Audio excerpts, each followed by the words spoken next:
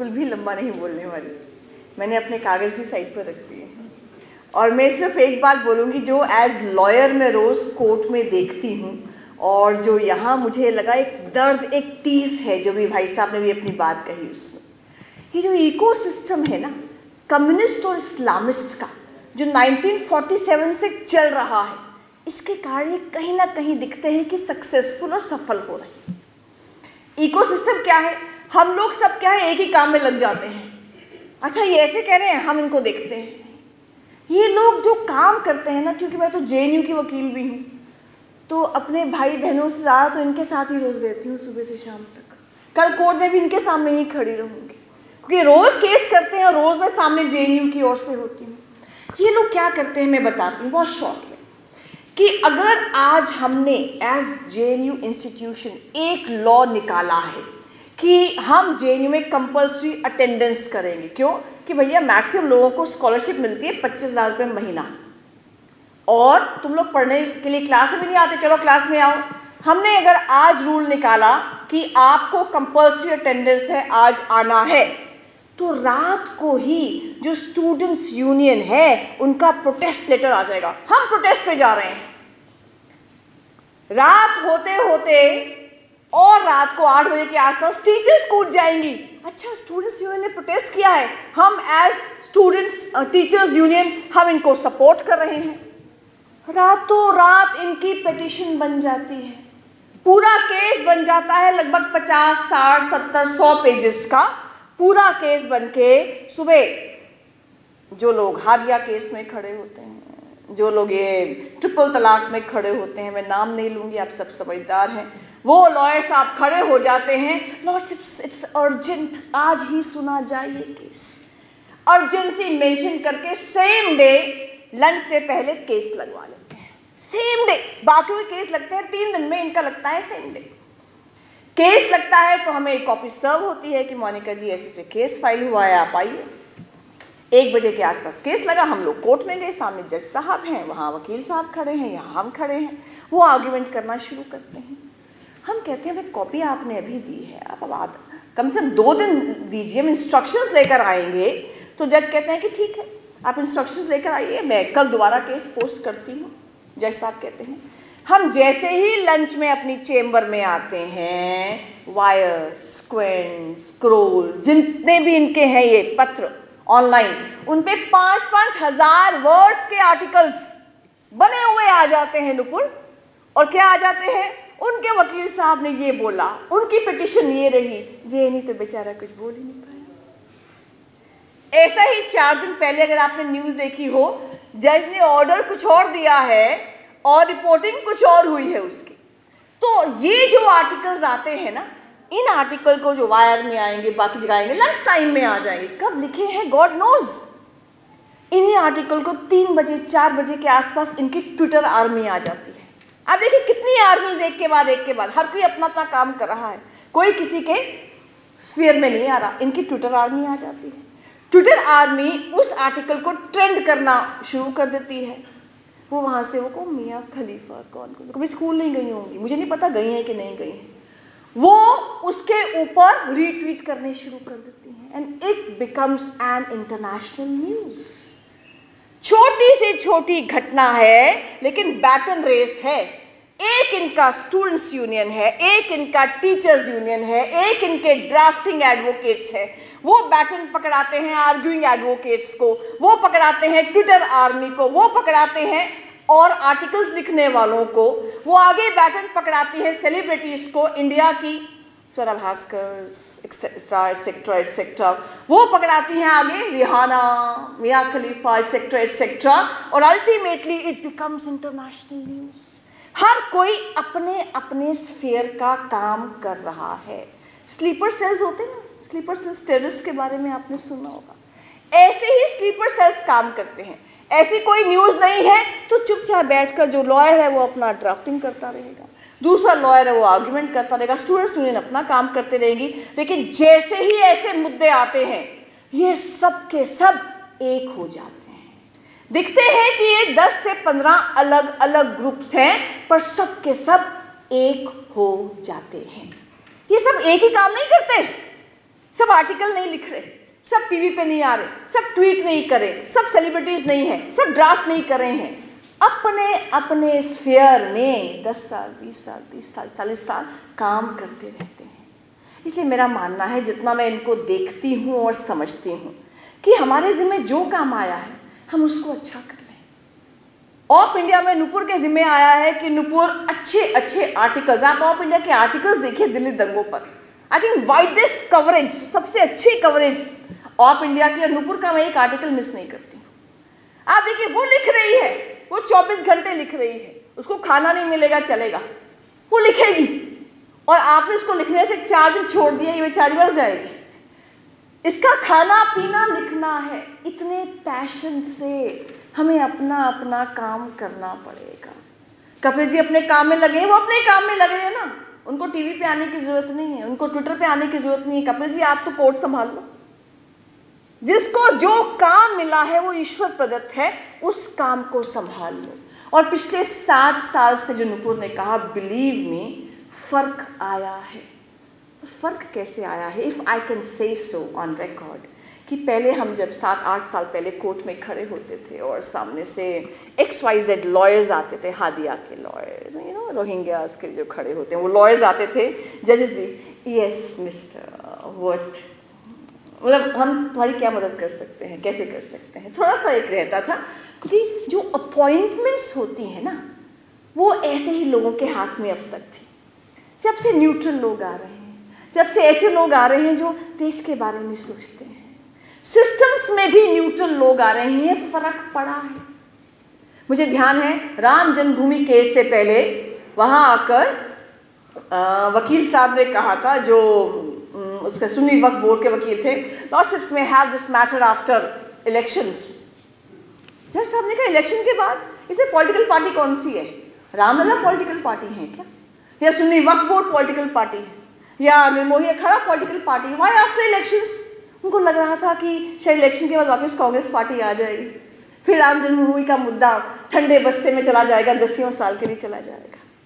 तो इसीलिए अब शुक्र है ऐसी पार्टी है जो देश के बारे में सोचती है, नेशन फर्स्ट के बारे में सोचती है। वरना यहाँ तो किताब छापनी ही एवरेस्ट चढ़ने बराबर हो जाता है।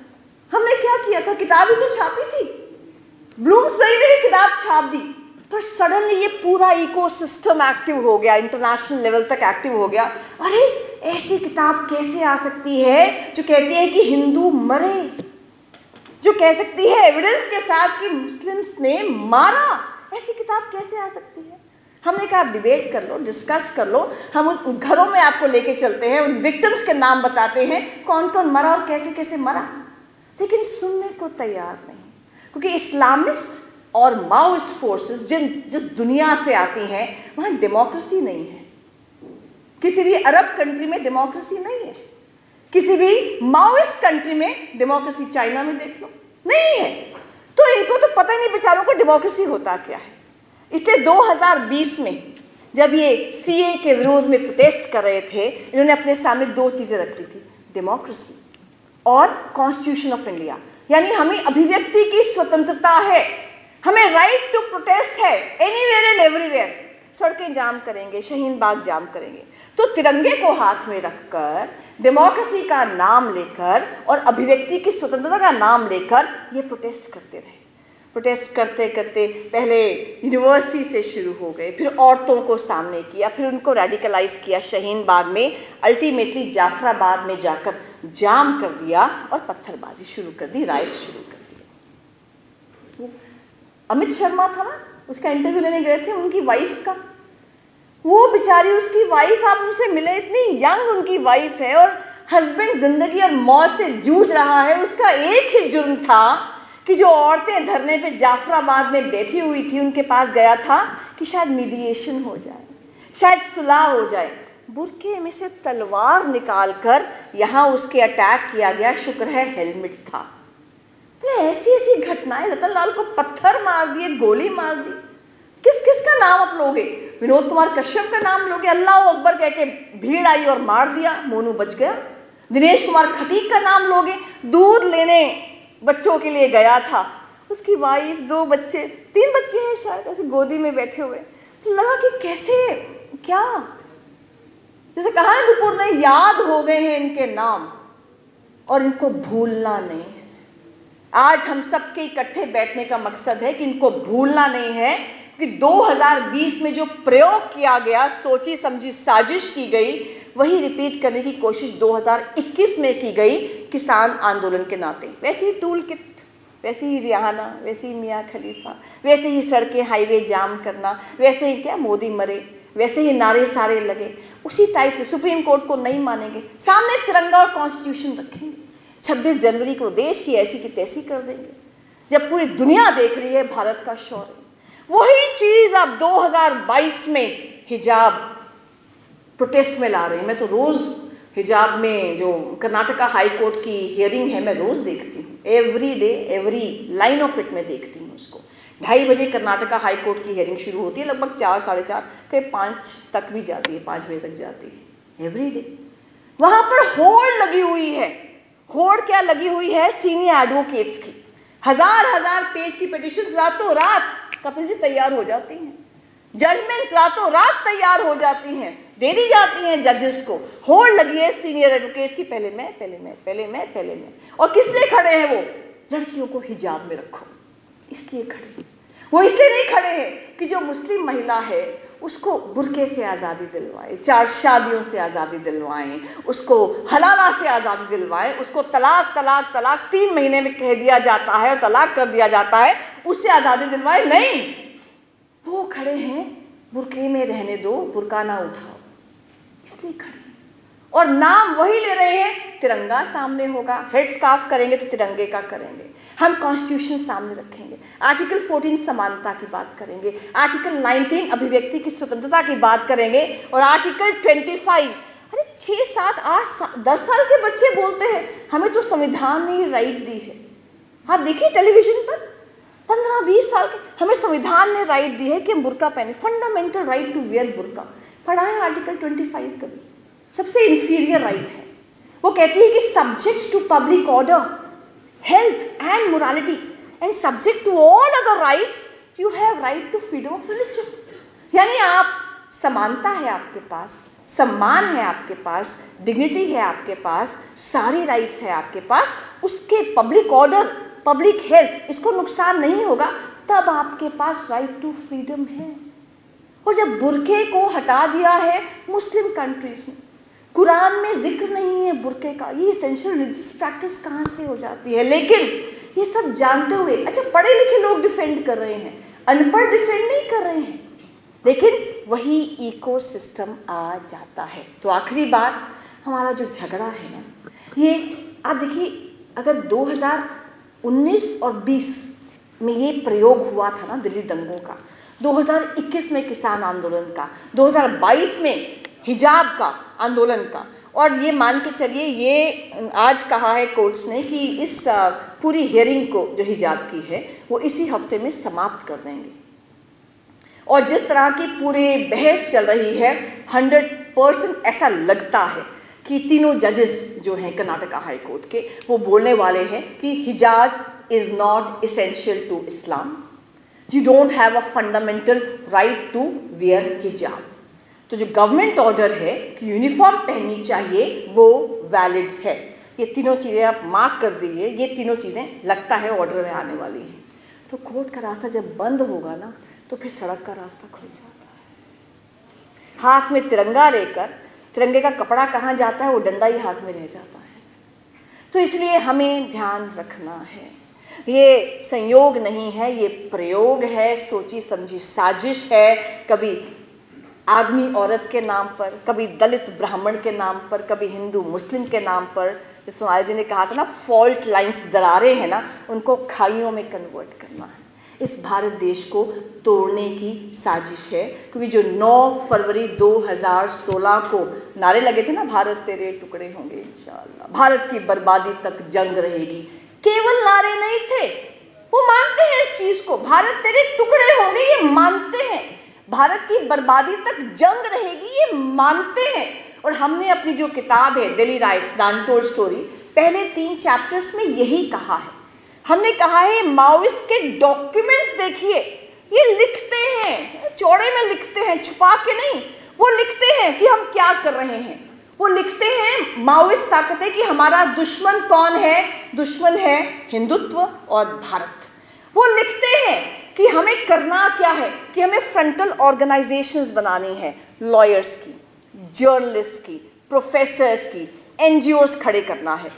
मेथड क्या होगा, काम करेंगे कैसे? झुकी झोंपड़ी में काम कीजिए, औरतों में काम कीजिए, माइनॉरिटीज़ में, क्रिश्चियंस में, मुस्लिम्स में काम कीजिए, ट्राइबल्स में काम कीजिए। उसके बाद करें क्या, चुपचाप उनके अच्छे अच्छे मुद्दे उठाते रहो, और जैसे कभी ऐसा मुद्दा आ जाए उनको देश के विरोध में कर दो। ये वो लिखते हैं, उनका घोषित तो घोषणा पत्र होता है ना, वो है। इसलिए हम सब सचेत रहे, क्योंकि 2024 में जब चुनाव है, इनको डर तो सोशल मीडिया नहीं, आप लोगों से लगता है। आप लोगों को कंट्रोल नहीं कर पाते। आपकी जब उंगलियां चलती हैं ना, वो नुपुर की चलती है तो 5 लाख लोग उसका ट्वीट पढ़ते हैं, तो वो उंगलियां कंट्रोल नहीं कर पा रहे, सोशल मीडिया को कंट्रोल नहीं कर पा रहे, ना मोदी सरकार को कंट्रोल कर पा रहे हैं। वो बोलते हैं तलाक तलाक तलाक, मोदी सरकार बोलती है जेल जेल जेल, जेल में डाल देती है। वो बोलती है भारत तेरे टुकड़े होंगे, मोदी सरकार कहती है यूएपीए, तुम अनलॉफुल एक्टिविटीज प्रिवेंशन एक्ट में जेल के अंदर जाओगे, तुम पर सेडेशन का, राजद्रोह का लॉ लगेगा। तुम्हारी जितनी एनजीओज है, 13,000 से ऊपर एनजीओज का जो फॉरेन मनी आता था उसको लाइसेंस कैंसिल कर दिया है। तो इतना इन पर दबिश हो चुकी है ना कि इनको समझ नहीं आ रहा हम क्या करें। तो इनका ये होता ना, आखिरी लड़ाई चल रही है कि 2024 में किसी प्रकार से भी राष्ट्रवादी सरकार दोबारा ना आ जाए। इसलिए आज आपको हिजाब दिख रहा है, कल को कुछ और दिखेगा, परसों कुछ और दिखेगा, ये तो चलता रहेगा। हम क्या कर सकते हैं, आखिरी बात तो यही कर सकते हैं, इस पूरे इकोसिस्टम में हमारी जो भूमिका है हम उसको अच्छे से करते रहें। हम एज जिया, हमें लगता है कि अवेयरनेस का काम होना चाहिए। तो इससे पिछले सैटरडे को 4 दिन पहले हमने यूनिफॉर्म सिविल कोड पर किया था, एक रिटायर्ड जज साहब को बुलाकर ऑनलाइन किया था। उसके एक सैटरडे पहले हमने हिजाब कंट्रोवर्सी पर किया था। हम लगातार कोशिश करते हैं इन मुद्दों पर लोगों को अवेयर करें। इसलिए ये बात कह के ख़त्म कि जो हमारा प्रयास हम करेंगे कि आज मैंने सूर्य से बस ज़रा यूं ही कहा, आपके साम्राज्य में इतना अंधेरा क्यों रहा, तम तमाकर वो दहाड़ा, मैं अकेला क्या करूं, तुम बेफिक्रों के लिए मैं भला कब तक लड़ूं, आकाश की आराधना के चक्रों में मत पड़ो, संग्राम यह घनघोर है, कुछ मैं लड़ूं कुछ तुम लड़ो। जय हिंद, जय भारत।